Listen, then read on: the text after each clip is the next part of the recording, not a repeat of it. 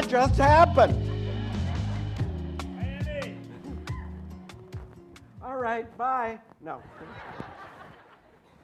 Hi, it's an incredible honor for me to be in Miami. I watched a number of the people sitting in the front row. You built this city, motherfucker.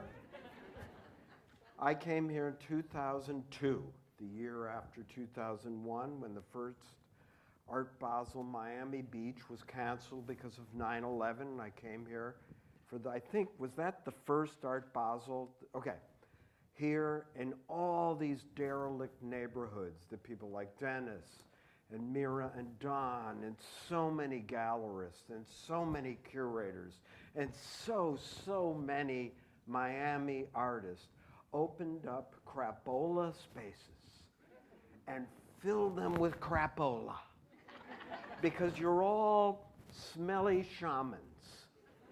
The collectors, the critics, the artists most of all.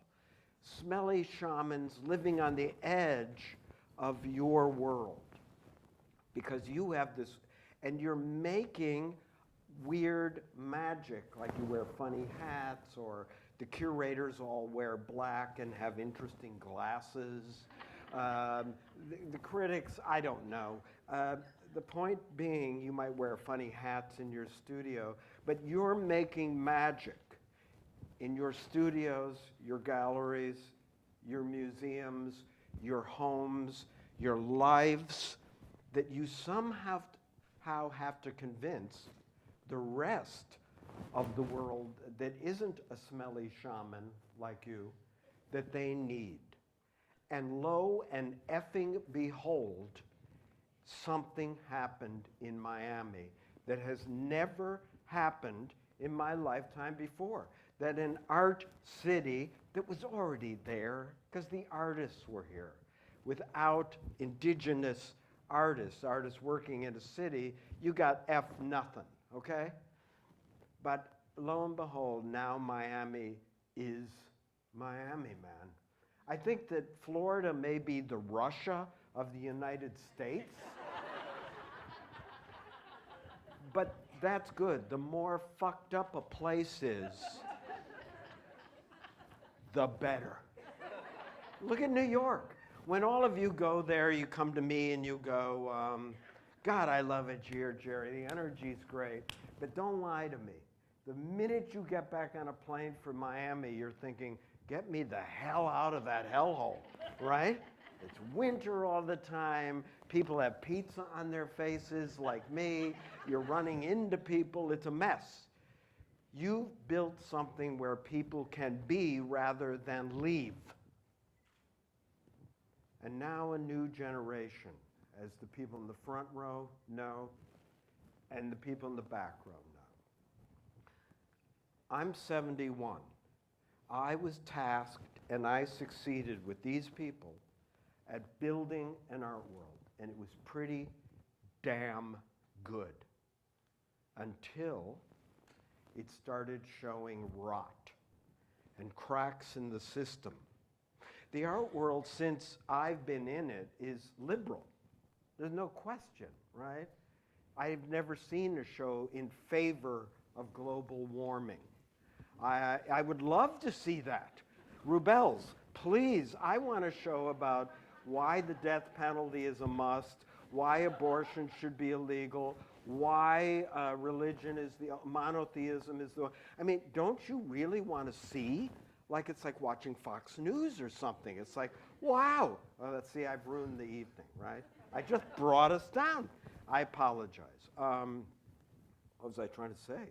I got lost. Politics does that to us now. Oh, we've been liberal since the beginning. We've talked the talk, but we never walked the walk. And let me skip to the present. All the art made in the 21st century, my loves, has been made under a condition I think of as PTSD. Every person here has lived that. Even if you just paint triangles or stripes or still lifes or babies or landscapes or whatever you make, the deep content of now is in your work, and every viewer looking at your work knows that funny vibration. It starts fucking in Florida with the first contested election of 2000. It then goes to 9/11, when we had been living in a time that said we lived at the end of history, that history had finally resolved itself in democracies. It sounded great. Everybody used to write about it, the end of history. And we lived in a thing called the context of no context. The dream, the thought back then was that everything is happening to everybody everywhere in the same way at the same time. And on September 11, 2001, one context slammed into another like huge tectonic plates that had been building pressure for who knows how long. And we all witnessed, if you were alive then, something that no human being has actually ever seen. We did not witness destruction of two large buildings. We witnessed annihilation. Something, the two largest things on the earth disappeared. Those are the conditions going in, and then comes the Bush-Cheney war machines. 8 years of that, followed by this other fantasy of like the arc of justice maybe turning back again with Obama.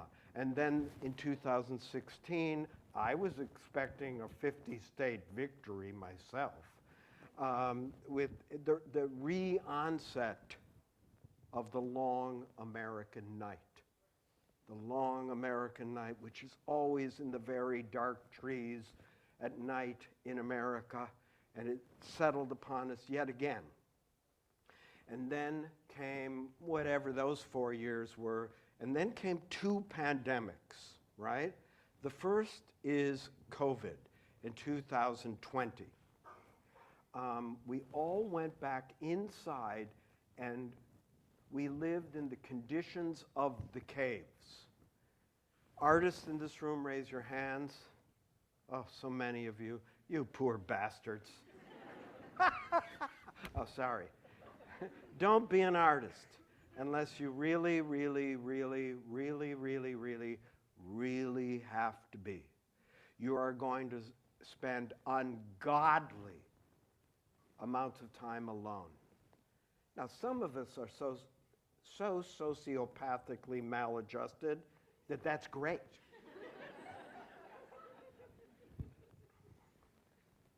We went back to the condition of the caves. The spaces we worked in were smaller. You worked with materials that were at hand.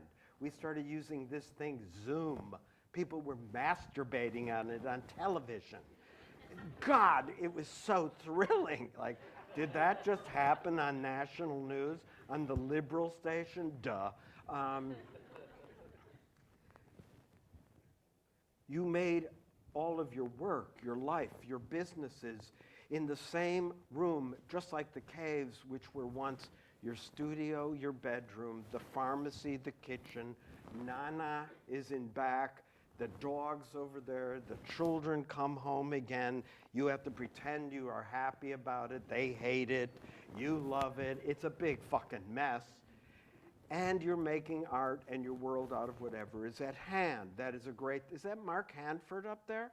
A great fucking artist. And wait, I can't see. There's so many famous people in the audience, I'm getting the heebie-jeebies.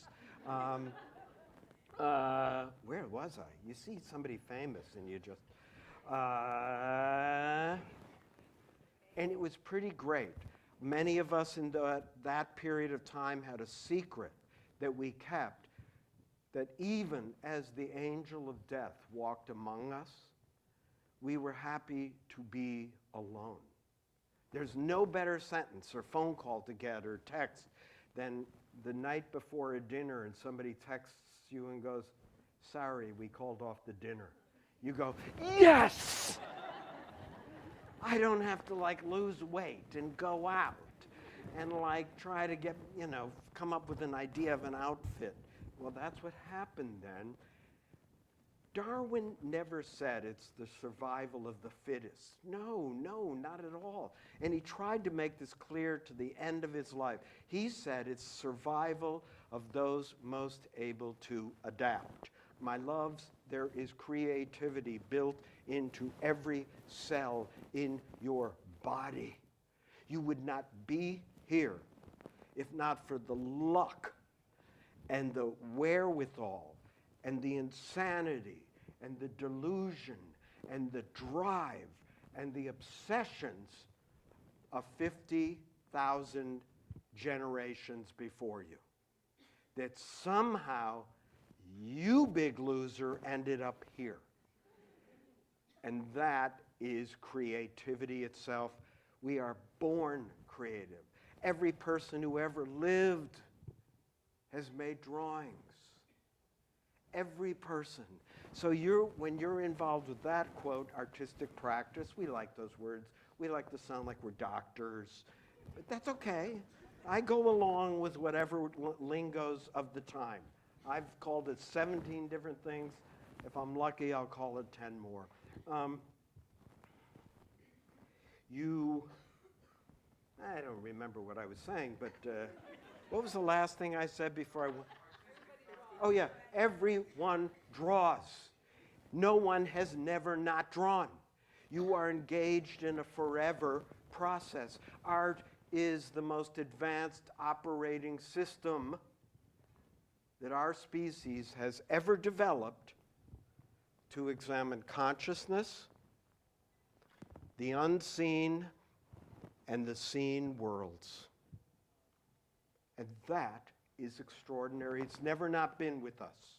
Never from the beginning. And now, I don't want to sidetrack because I'm so into this, but a million years, it's all sidetrack, I know. A million years before us, they had fire. Neanderthal had fire. And they had a material culture where they would follow fish migrations or herd migrations and this animal and that kind of picking behavior, whatever you do to the land, you'd eat food.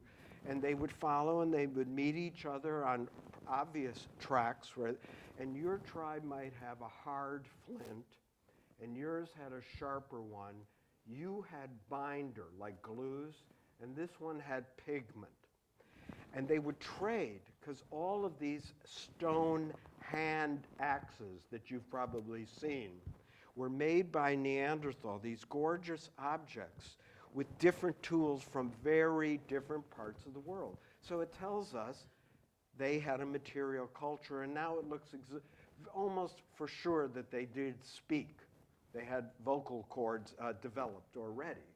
They had some language. We don't know what it was. But now we're finally finding what artists always knew, right? That there's trace elements that those things were all painted. They were decorated. Why? Because pleasure is an important form of knowledge that must never, ever be discounted. You might paint an X on your little knife, the skinned fish for good luck, or because your parents did, or it had a symbolic meaning, but it isn't all effing mumbo-jumbo of patriarchal societies the way it came down to tell ourselves, okay? You were a cave person in your dumb studio making your bad art, as was I. You were time traveling. You were time traveling because you had to go outside without leaving. And so you would do memory work or fantasy, hallucination. But art was made and art was fine. It did not die. But then, again, even as the angel of death walked among us, a second pandemic, the one that changed your life. Not long after, just a few months after, George Floyd is murdered in Minneapolis, St. Paul. And the younger generations in particular, who are not immunocompromised, took to the streets in a way bigger than the 60s, and I was there. I was at the 1968 Chicago convention because I took the subway from my rich suburb because I thought I could meet girls that way, and nothing happened because it never did for me. I don't have the vibe, but I think that's what saved my fucking life. Everybody took to the streets. The point is, the art world that has been built and is beautiful and strong and thriving in Miami, now is time to rebuild another art world in general. The ideology of modernism is dead. The ideology of modernism, when we look back at it, is on just this side of psychotic, where it actually believed that art history was linear. When they study that, I tell you this, in 45 years, they're going to go, the fuck were they on about? Male painters would have to, one male painter would make this, I've replaced this painter, replaced that painter. Art history was taught like a French road map. Well, you start with Jericho and make a right and get to Delacroix. You take Delacroix up to Manet, fucking place is huge. Then you go over the hill, and there's Courbet next door, like the Twin Towers. And then you go over the hill, and there's Monet and all the Impressionists. And then, bang, you go like more frogs, Van Gogh and Seurat and the Post-Impressionists, until you get to the Mount Cézanne. Boom. And then the School of Paris starts again. Okay, that's how we build. And I don't want to get rid of any of that art. Some of it you want to get rid of, like Hans Hacker or something, or sorry, or like I meant, who's the other one? Hans Hofmann. You want to take Hans Hofmann out and put, say, an Ecuadorian woman who painted the same good or terrible shit in the same year, put her in. You could rehang all of MoMA this way. You could take a Peruvian artist, a black artist, and I'm an illegal Estonian fucking immigrant. If there's any Republicans, I'm an anchor baby, send me home to Estonia. I've flown over it, but I've never been there. My father walked out, my mother and father walked out to Germany to escape Stalin. They did. They came here with no papers, and they moved to Chicago, okay? All the family is killed. There are no Saltzes. Boom. And now there's like 50 of us because that family did get out with their brothers and sisters. So that's how close you can come to an extinction event, as some of us know, and then you grow a new family. It can happen. Trying to remember what the hell I was on about. What? Art is not linear, so you could take out a surrealist from 1940 and put in a female Estonian, a trans, Nigerian, etc., etc., etc., and you would not change the history of modernism an iota. I have seen it as we see all these new shows that people like the Rubels, Dennis has done it, Locust Project does it, by looking at what else was there at the same time. For me, chronology is very important. If you did it 35 years later, I got to at least be able to say that. The art world, unfortunately, has become this incredibly boring thing where everybody's having the same conversation in agreement. So you have geezer losers like my good friend, the late Peter Sheldall, me, and the best critic alive, my wife, Roberta Smith, who, look, I'll tell her you said that. She's an art critic. I'm like a glockenspiel. I'm the most read critic in the world, the most read critic ever. Isn't that a horrifying thought if you think about it? She's the real art critic. You should imagine, she's Quaker, so and they have to tell the truth. As she yelled try sleeping with a Quaker. One wrong move and they're like, how could you even think of that? You know. Anyway, but we no longer have criticism right now because everybody likes everything, except the geezers. And they were sort of grandmothered through. And they're coming for me, but that's okay. But now if I write anything negative on a woman artist, a queer artist, a black artist, an Estonian artist, I posted something on my idiot Instagram when that time they threw some mashed potatoes at the Klimt, I think. It was one of them. I don't remember. The one I was interested in was the man that glued his head to the Vermeer. I find that kind of interesting. Not for the good reasons, but I just thought that's creative. All I did on my idiot Instagram or Twitter was post thoughts, and instantly there were 2 articles written about how Jerry is complacent and part of the problem. He's for global heating. It's like, you can't do it, but we're gonna do it. Now, criticism is changing, my loves. Yeah, the older people, I believe that being critical of art is a way of showing art respect. You don't love every movie, every TV show, every meal, every game the Dolphins played. You should watch the New York Giants. No, it's a mess. But yet, in public, everybody likes everything, okay? And when you go in private, you find that people don't like everything. And that's a disconnect. Now, what's happening with criticism is a good thing and a bad thing. The good news is it's altered because it's coming mainly through academia, okay? I'm self-taught. We'll get into my story in the 4th hour. I mean, I go the full Springsteen, so watch out. Most criticism now, and it's not a bad idea, look at, after George Floyd and your people took to the world and said, we've talked the talk, it's time to walk the walk. Already, art world apartheid is falling. Art world apartheid has, with 51% of the population always female, that's a given, except during war, it goes up a little, and China is completely fucked up about this. But generally in our species, that's what it is, 50.5 or 51.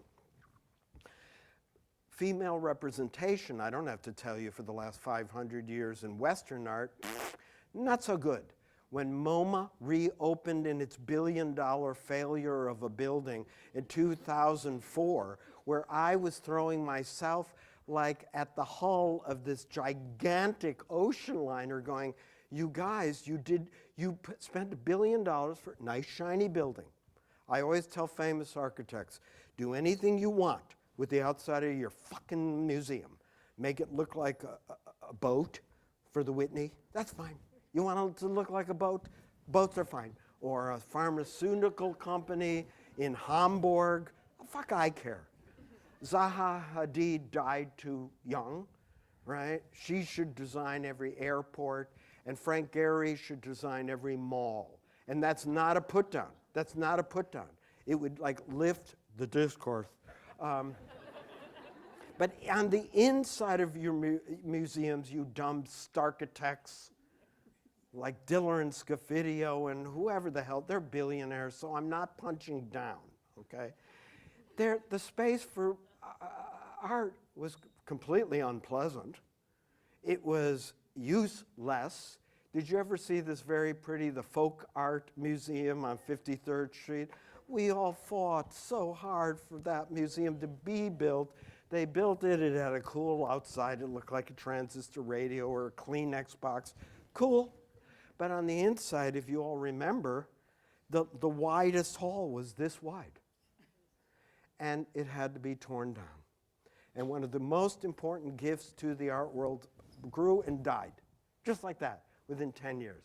MoMA forgot to build more space. They didn't build any usable space, so God bless them, because they are one of the richest museums in the world, and I love that. We live off their dime. There's a hole in your arm where all the money goes, art world. It's your psyche. You need that money. We need to come to terms with the fucking fact, whether you like it or not, that 50% of the art that's being bought and sold is probably by Republicans, people whose lives you say your values are totally against. Now, you have a question to answer in your studio. Are you going to be that garage band that is so pure you're never going to sign a contract?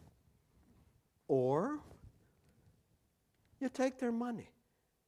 I say, by and large, take the money and run, you big putzes. Just take the money. That's one of the shaman's jobs, to keep making that weird magic on the edge of the village. The thing, apartheid has fallen. There's more women, more artists of color, more disabled, more queer, more Estonian, more everything.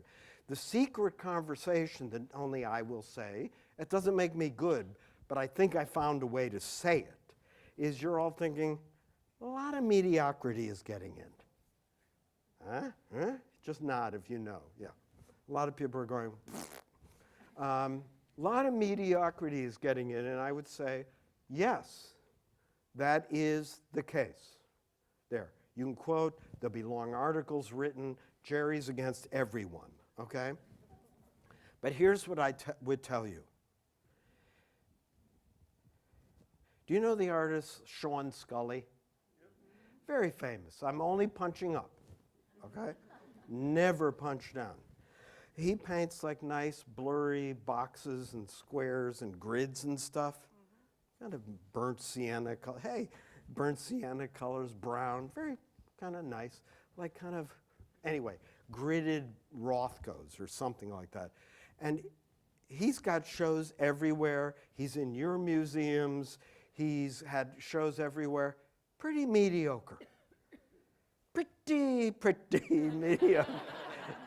Pretty mediocre. I don't begrudge him. I could be very wrong. Mira Rubel, I started my whole Facebook accidentally by, instead of posting my regular status, when you were young, you don't know this. We used to just post status, like what you were doing. You would go, went to the dentist. And then you would come home that night and it would have 6 sad emoji, you know. And it was great. The internet is so great. One day, I wrote a sentence, something like this. I don't like the recent show of Marlene Dumas at so-and-so gallery because I think it's like something about her realism. She had plateaued and was starting to repeat herself. Then I was at a panel 5 or 10 years later. Mira stood up right from the middle and started wearing, "Why do you hate Marlene Dumas?" And it turns out she was right. Why am I going backwards to get to this? Because the day I posted that comment, I then went back to work on my bad work, just like you. Is it so hard to make your bad art if you're an artist? If I can make bad art, Dennis, you're in the studio now, just make bad work. Tell him making mediocre work. I do, you've made mistakes. Here's the great news, artist. When you're worried about what are people thinking of you, you know, you did this and now you got a bad review, la-di-di. I want to promise you something, absolute promise. No one is ever thinking of you. Ever. It's amazing. I have fallen so hard on my face and it's like, well, that's it. I can't go into the art world again, ever again. This is, for me, it's either every week or, because I'm a maniac, every day. And then in your most abject moment, you'll bump into a group of people and you'll be thinking, oh God, they saw that kind of negative review of me. And it'll come up and everybody will go, what review? They don't know. They do not care an iota. They want you to fail for the first minute. I want you to fail miserably. When you succeed, I get to hate you for a minute. You have better ankles. Your hair is better. You went to a better school. You have more money.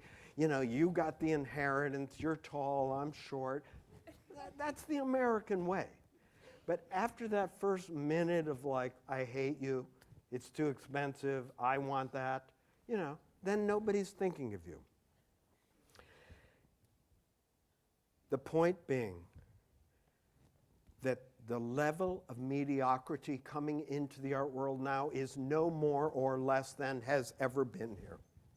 85%, let's be generous, 85% of the shows you see in Chelsea, New York, or Miami are crap to you. What's interesting, first of all, about that is, as Mira proved to me, I had to finish this Facebook thing. I came home after writing that sentence. Luckily, she did not respond. Jesus, we're scared the bejesus out of me. I came home that night. I don't like the recent show. And instead of 6 emoji comments, I had 500 comments on the first day, all tearing me a new asshole. And I had my own personal revelation. This is pre-Obama. I don't know when that would be. I understood that I had been sort of trying to become an art critic. I didn't start writing until I was 40, my loves. You know that. I was a long-distance truck driver, a bigger loser possibly even than you. And you, and you, and you, and you, and you. No degrees, no school, just desperation, obsession, need, wanting to be in an art world, and I self-exiled. I listened to the demons of 3 a.m. When I post on my idiot Instagram at 3 a.m. in the Eastern time zone, you would be shocked at how fast I'll get like 300 comments. Everybody's up going, my work is bottomed out. I can't work anymore. I'm a huge failure. I'm a fake. They know I'm not doing this right. I have nothing original to say. You don't even know how to draw. You don't know art history. You're blessed. So we're all living with this. And when I saw those 500 negative comments, I had a revelation. I thought, instead of the one, which is how the art world's always worked, one star speaking to the many, or the one critic speaking to the many, one super curator or collector. Instead of the one speaking to the many, I had suddenly accidentally stumbled on a way to allow the many to speak to one another. You see the difference? The triangle of hierarchy disappeared for me in 1 second. I was radically vulnerable as the artist I was writing on.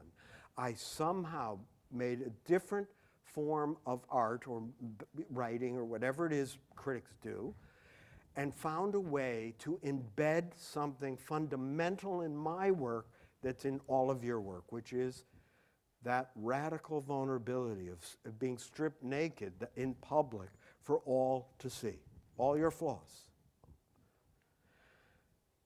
And I was liberated. In just 1 second, I went, this is it. I have found a way to write in my own voice. All of you, make art in your own voice. Make art out of your obsessions. Tell your own story. It will be interesting. Your boring story blows people's minds. If all of us told each other stories in 8 lines, like on a t-shirt, you'd go, Jesus Christ. We all come through trauma. Your trauma becomes your normal. Each one of us, if we told the other what happened to us, somebody would go, oh God, I'm so sorry. My mother, true story, committed suicide when I was 10. My parents didn't tell me. I came home from Jewish Sunday school, walked in, saw a bunch of old people in our living room. Never liked old people. I'm sure they were much younger than me, but there you are. And that was creepy to me. And he sat me and my two younger brothers down, and he said hi, and we said hi. And I said, "Where's Mom?" And he said, "She's gone away." And I said, "Where is she?" And he said, "She's with the angels." From that day to this day, she was never spoken of again in the rest of my life. That was Jewish assimilationist suburban Judaism at that time. We would be normal. We will fit in. Life is good. We got out of there. Life will be great in America, okay? And I had to then grow in, just like you, all of you, invisible antennae to notice that the space around me, there was a disruption in the force around me. And I had to start realizing, well, how come parents are treating me different? Why are all the kids in my school different? What's changed when nothing changed? There was no funeral, no mention of it, nothing. So that sounds kind of traumatic. And yet, when I tell my trauma, it's absolutely normal to me. It doesn't have a heavy feeling component. It's there, to be sure. And that's all you have to do in your work, and you must make an enemy of envy. Of envy. You can't always be scanning this collector and that artist and this critic and that gallery and that Frieze Fair and this Felix Fair and Art Basel Miami, because it is a form of self-blindness. You're self-murdering yourself. You become kind of depressed. You can never stack up to your idiot fantasies of what's going on in the rest of the world. Proust said, when we read, when we are reading anything, we're always reading ourselves. When you look at any work of art, frankly, my loves, you're looking at yourself. Your Hamlet is different than your Hamlet is different than my Hamlet. That's fucking great art. And when it gets really good, every time you see Hamlet, it's different. You do not ask, and this has become a terrible habit in the art world, what does it mean?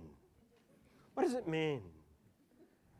If I'm an artist and somebody asks me that, I take out an invisible samurai sword and I go, wah, wah, wah, wah. But you don't say that. You just go, I'm not really sure, sir. Why? Why is it a dumb question? Because we do not ask what Mozart means. You don't, when you're dancing alone naked at home to ABBA, Dancing Queen, you don't ask what that means. You're psychotic, and that's all that it means.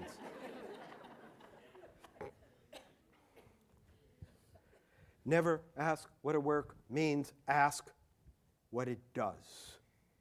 When you start asking, what does a work of art do to me? Because that's the only one it's doing to. And why then is there a consensus around it? Name an artist out loud it took you forever to come to terms with, and I'll tell you mine. These are usually very great artists. Anybody got one? Jackson Pollock is tough. Marina Abramovic. And have you come around to her at all? Well, you came, and then she sort of overdid it, and you left again. But there's nothing wrong with that. We all go through ups and downs. You must stick, with your artist, and you'll see. Nobody makes only great work. Goya, no. Some early work of Goya even is like, any other artists you have a hard time with? Who? Frida Kahlo. Wow. I always think of her as extraordinarily accessible. But there. I couldn't look at Rembrandt for 20 years. I kept looking at it going, it's kind of brown.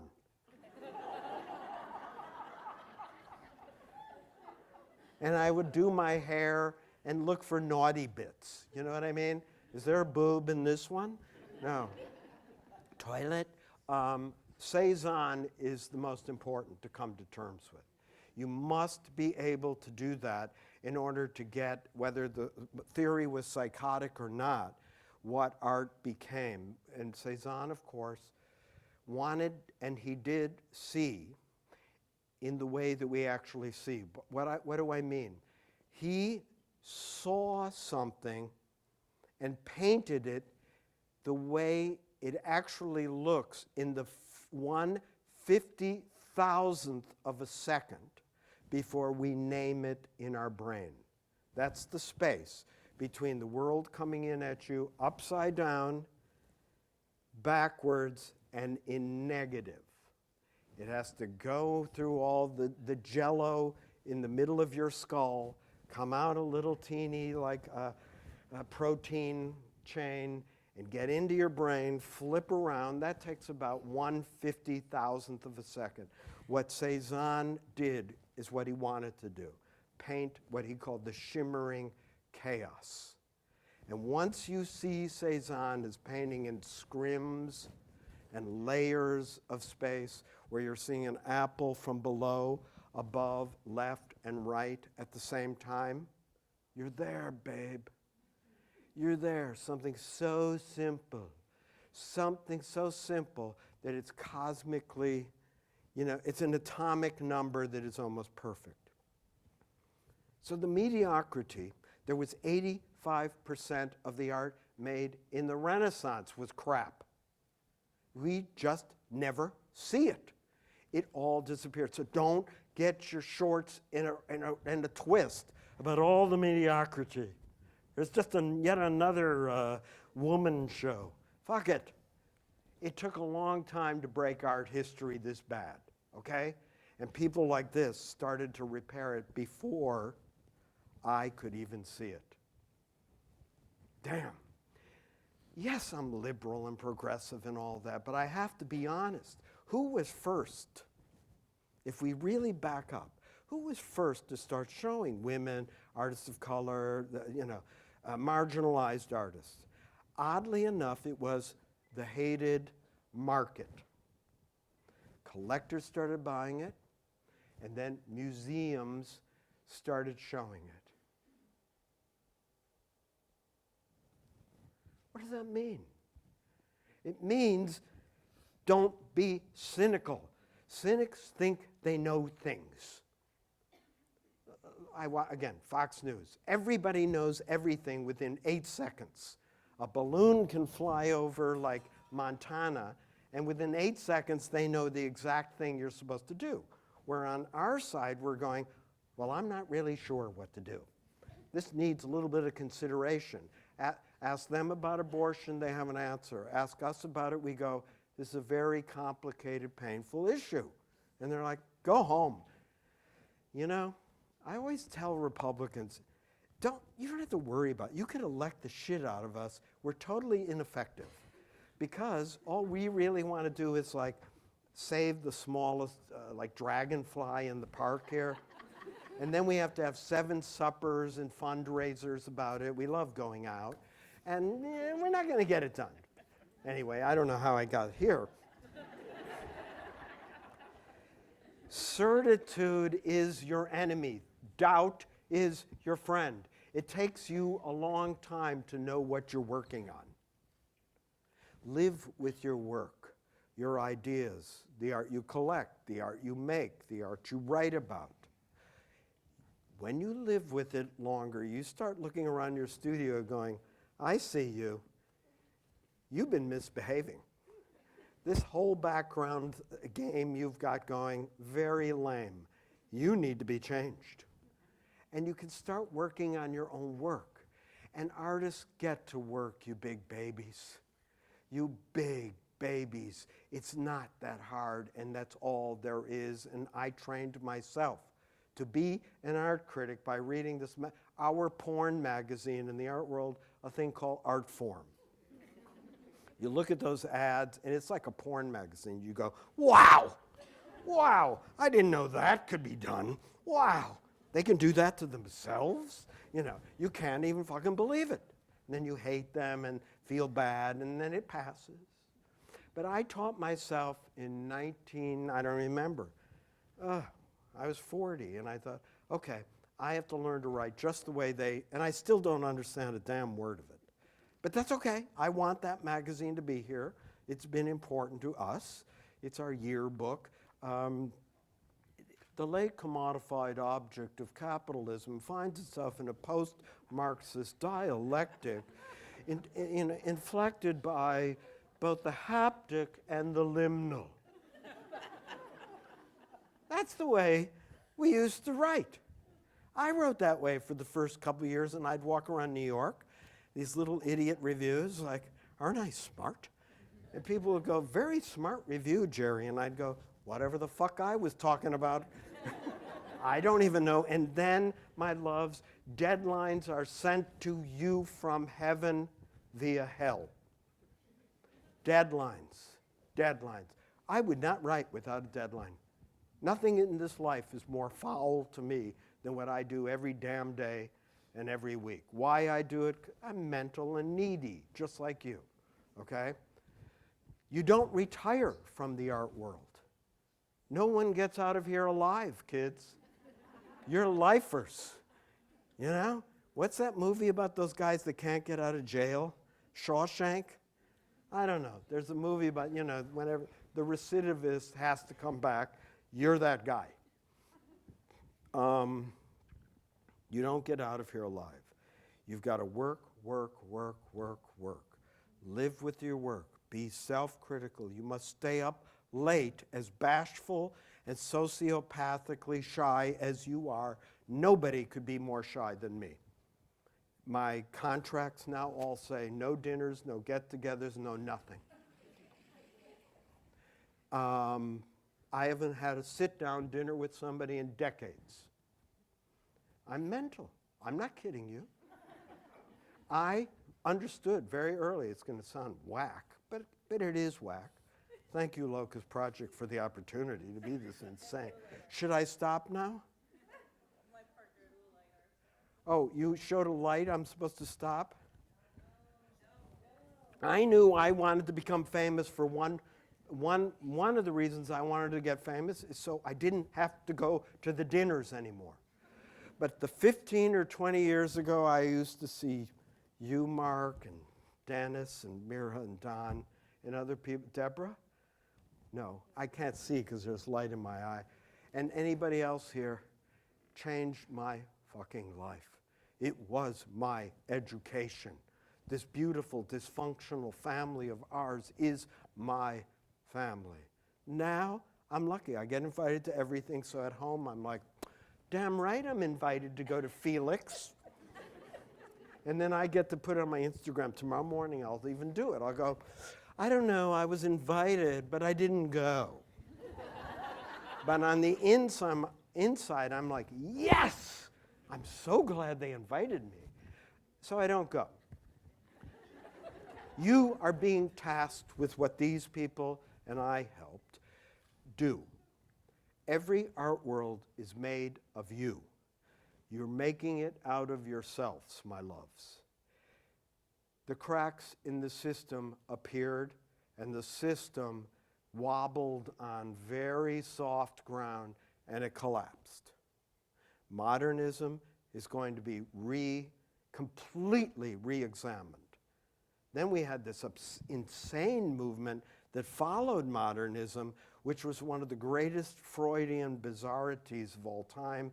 It so was against modernism that it called itself postmodernism, which means you're Freudianly fucked. And so you are only making notes on art history to get in art history, and a lot of it's good, and most of it you won't even remember. So here's what's going to happen. You are going to build new institutions. You are going to stay up late with one another like vampires and touch each other's antenna and teach each other the new discourses, the new nomenclature, the new ideas, ideas that I do not understand, ideas that I will make a mistake like I did with Mira and reacted too quickly, ideas that I reject too quickly. You watch the art world, just do it with those hokey NFT things. Well, yeah, most of them are shite, there's no question. But I wrote, someday there could be a Francis Bacon of AI, or even NFTs. My guess is you won't even be able to access that technology in about 11 years. We'll be so far beyond that. But I'm good. AI is a pencil. It's a camera. It's lithography. It's another tool. Artists use materials. A digital file is material. So if you use a digital file, all I ask artists is job one, you must be able to embed thought in material. Duchamp was able to do that without even touching art. He could put it in a bicycle wheel or a urinal, and you got it. Some artists can actually make great art without ever touching it. It's very rare. Koons probably, no, he's a control freak. He put in 50,000 petunias and flowers to make one of my favorite public sculptures of the late 20th century, the puppy, which just fucking thing emits joy. You look at it and you're going, if Osama bin Laden had seen that, it would be good. Before I finish, what I want to say is this. You're living in Miami, you're living in America, you're living in the 21st century. We are living through PTSD, and that is making you great. All art was once contemporary art. You must look at it that way. Something made in 1501 was absolutely in conversation with the other art around it. That's why I happen to be the only person writing that said that the Fishy Da Vinci, the Salvator Mundi, I saw it at Christie's and I went, and I know nothing, I have no degrees, right? I walked in and they said, this is more valuable, quote, than a petrochemical plant, which should have been the tip-off. You thought, what kind of talk is this? But we lined up, I lined up and waited, and I got in front of it, and honest to God, two things happened. One is it was in an auction of modern and contemporary art. And the first thought I had was, well, I know why it's in contemporary art, because it was just made. Duh. But more important, as a pointy-headed art critic, I just looked at it and I went, this is dead. You have to understand, in 1501 or whatever year that was, Leonardo was considered the most famous artist on earth. He was known that way. He worked for the Duke of Milan, which was like working for MSG. What's that guy's name in Saudi Arabia? That guy. People that own parts of the world, okay? This is major, major stuff.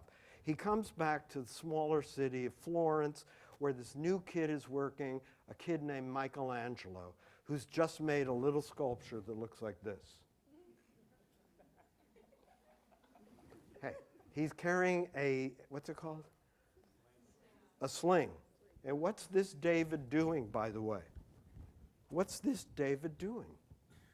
He's just 17, if you know what I mean. Neglect the teeny weeny. Although when you're in Florence, it's great. In back of the sculpture, anybody seen this thing? It's so fun. In back, there's all these gay guys and nuns in the back looking at this most beautiful butt. Anyway, I don't have time to go over what Michelangelo did, but Leonardo came back to the city. They were both commissioned to paint a kind of portrait. Leonardo would never have turned his own clock back to almost Byzantine frontality to do a absolutely anodyne, gimmicky idea of a Salvator Mundi. He would never do that going up against this kid who, in fact, when the David was voted, where would we put it? Should we put it right in front of the Medicis on the loggia so everybody sees it? Or should we put it in the back? And Leonardo, how did he vote? He's an artist. How did he vote? What? Put it in the back. Yeah, I don't want it to get damaged, he said. Typical artist. Typical. Love you all. And the point is, by now, it's clear that it isn't real. It's already been downgraded once, and by the time you're my age, it will have gone through Leonardo, School of Leonardo, possibly Studio of Leonardo, painted in the 16th century, painted in Italy or France or New Orleans, where they found the thing. And that's okay, but what's happened in the art world is the same thing that happened in politics, where everybody went along because everybody else went along already. That no one would speak up and go, the new MoMA, not big enough. I asked all the architecture critics, why? Why didn't you just say it? You knew for 12 years. Well, Jerry, we couldn't change anything. I'm lucky I get to be in the green rooms of Fox, MSNBC, CNN, all the things. And I sit there with these people, Republicans even, and I say, you know it's all a big lie, right? And they go, yes. And I go, well, why don't you just say that? And they all say, well, it wouldn't change one vote. And I say, you would do it not to change a vote, but you would do it because you love your country. The same way you would tell on MoMA because you love your dumb art world that we make fun of. Long story short, don't go along to get along. Don't be an asshole to other people. Take good care of your teeth. Finish the damn thing. Anybody here stuck working over and over and over too long on something? Raise your hand. I'm going to take the force and go, wham! You shits! Finish it. It will never be perfect. If you're lucky, it might be good. All art is basically looking across the room at a room in a biennial or a gallery or like outside here and going, I see you. You just looked at me out of the corner of your eye. Come here. Come here. Come close. I could change your life. Take me home with you. It's all a big seduction, but finish the damn thing. No one's interested in more research, better footage, more material. If you don't have enough money to do it, here's what I would say. Fuck it. Make it out of paper mache, out of cardboard, sew a damn button on it. If you need plutonium to do it, fuck off from this art world. You're not going to get it unless you hit the lottery or marry well, and I am a sociopath. So I'm not even against you marrying for money. I mean that, artist. You find a very rich lawyer, marry her, marry him. If you're not that unhappy, do it. There's a hole in your soul. Does that sound weird? There's a hole in your soul where all the money goes, and it's your dumb art. Make your work. Get in the conversation now. Show up. Build the new Miami. Be part of the new art world. The old one is great, but it wobbled. It was shocked so hard in the last, say, 10 to 20 years that it's wobbled. My people, we did great. Your people are going to rebuild this thing. You don't have to throw us all in the damn, basement because we were bad. Just leave us alone. We'll be gone soon. Okay? But get out there. Be yourselves. Now, I'm going to allow 2 or 3 questions. Is that okay or no? Do we have to leave the venue? Just say yes. And here's my rules. Here's my rules. No men, because men have ideas. Like you'd have a whole statement you'd have to make, right? Give me one of these. Oh, I love to talk. Yeah. You must say 2 sentences that end in what we call a question mark. Keep it simple, keep it direct. I will answer them, and no psychotics. The minute you get psychotic, I'm going to do this. You're going to think I'm being mean. There'll be stories written in the Herald about it, but I don't care. We're having a pretty good time. I'm not going to let you ruin it, okay? No men. Anybody else have a simple question? And then after, I'm going to sign books. I will not sign your name in it because there's not enough time. I'll sign my name in it. And we'll take a selfie. You'll get hired. When you post the damn selfie, tag me. And you can even say things like, Oh yeah, Jerry and I go way back. We're like this. Be a pirate, you fuckers.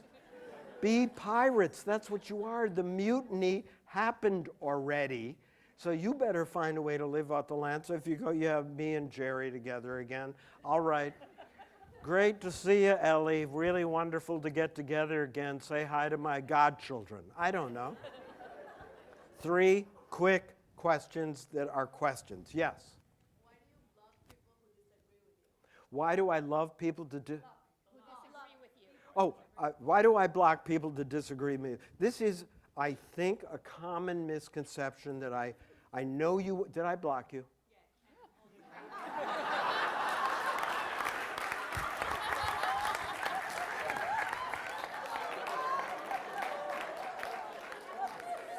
Pass this up. Pass this to them.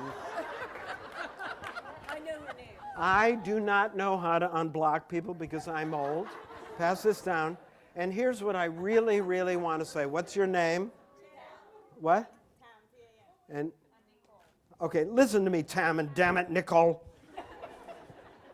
And I'm really not kidding. You're not going to admit it, but in a DM later tonight, you're going to admit it. Bet you $1. I never block people who disagree with me. A. B. I block people that call names. No, you weren't acting snotty at all. You were great. I know. You just said, "Oh, Jerry, with all respect, I just disagree." Yeah, bullshit. Or, I already know. My rules are so simple. You can call me any name you want in the book, but you may not call anybody else in this thread any name, because that's when chaos erupts. No snottiness, and I don't like cynicism. So if you did any of those 3 things, I will block you. Cynics are people that go, "Oh, Cecily Brown, the only reason she's getting a show is she's the daughter of David Sylvester." And I always want to say, you know nothing. Nobody knows anything about it. So if I can learn how to unblock you, unblock yourself, and be nice for God's sake. You know you did something. Every person I block does the same damn thing. I did nothing, Jerry. Okay. God, I'm called out. I hate Miami. Okay, next question. Yes.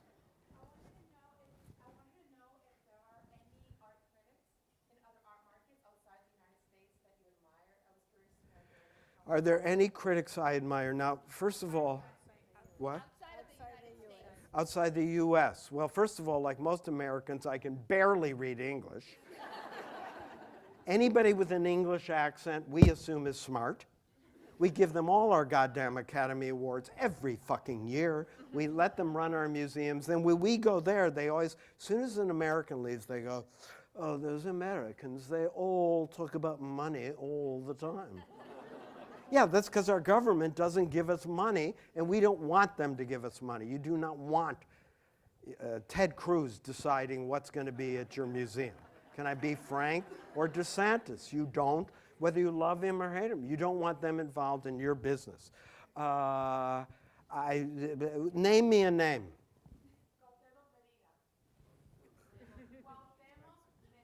Well, Mexico is a far more advanced country than we are. If there are not 100 million, the next wall that's going to be built, build a wall, is going to be by the Canadians, who have to build a wall to stop the 100 million climate refugees from Mexico and the United States. That's what you're going to live through. And one more question. So send me the damn You're a man. No. Is it a question? Yes, very short. It's a question. Yes. I'm going to do it. A man is going to ask a question. Our museum storage spaces. Our museum storage spaces. This is a big, big, big question. Museums are ecstasy machines. Museums are wormholes. Museums are places we go to commune with the ancestors. Some fucking museums do not have to get any fucking bigger. we started answering in the 21st century, which is why the system wobbled, gave the same answer to every question, which the answer was the same: big. Make it bigger or shinier. We built the Death Stars of mega galleries where we're all going to work for them. I'm sure I'm going to get some sort of like local truck driver job at Hauser Wirth, because there aren't any of my people left. Critics are gone. They're eliminating everything. They make nice magazines. You want to show with them? I'm great with that. A small gallery is not better than a big one. A small museum is not better than a big one. If you build it, I will come. You don't have to have one, how many Gustons? 100 Gustons at the damn Met. Would have been kind of nice to spread them out. You get 10, you get 15, 20. Here's like 20 for Miami and the Jewish community here. But it's just the way it is right now. Anyway, I love you all. Thank you for coming. Please follow me on my idiot Instagram. Thank you. Thank you.